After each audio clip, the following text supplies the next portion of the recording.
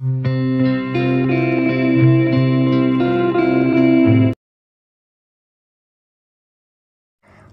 కృష్ణ. శ్రీమద్ భగవద్గీత 3వ అధ్యాయం కర్మయోగం నుండి 19వ శ్లోకం. తస్మాతసక్తః సతతం కార్యం కర్మ సమాచర అసక్తో హ్యాచరన్ కర్మ పరమాప్నోతి పూరుషః. మరొకసారి.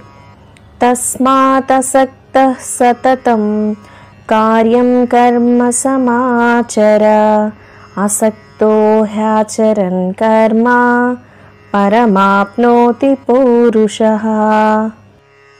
భావం: కాబట్టి మమకార బంధాలను విడిచిపెట్టి ఆసక్తి రహితుడవై నీ పనులను ఒక కర్తవ్యంలాగా నిర్వహించుము.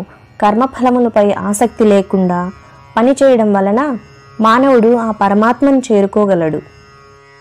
వివరణ: ఆ కారణం చేతవో అర్జున, నీవు కూడా ప్రాపంచిక విషయముల మీద ఆసక్తి లేకుండా నీ కర్తవ్య కర్మ అయిన యుద్ధం చెయ్యి.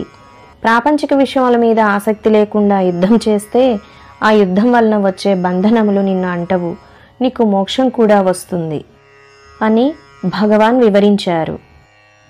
ఆసక్తి లేకుండా, ఫలాపేక్ష లేకుండా నిష్కామంగా కర్మలు చేస్తే దాని వలన సుఖదుఖములు, బంధనములు రావు. మనసు ప్రశాంతంగా ఉంటుంది, నిర్మలంగా ఉంటుంది.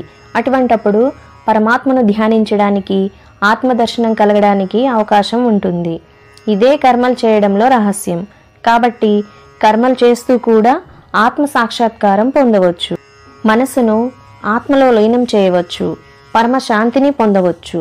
కేవలం వేదశాస్త్రములు చదివి జ్ఞానం సంపాదించడమే కాదు, కర్మలు ఆచరిస్తూ కూడా ఆత్మజ్ఞానం పొందవచ్చు.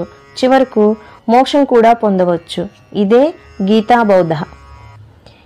ఈ వీడియో నచ్చిన వారు తప్పకుండా సబ్స్క్రైబ్ చేయండి, లైక్ చేయండి, షేర్ చేయండి, కామెంట్ చేయండి. ధన్యవాదాలు.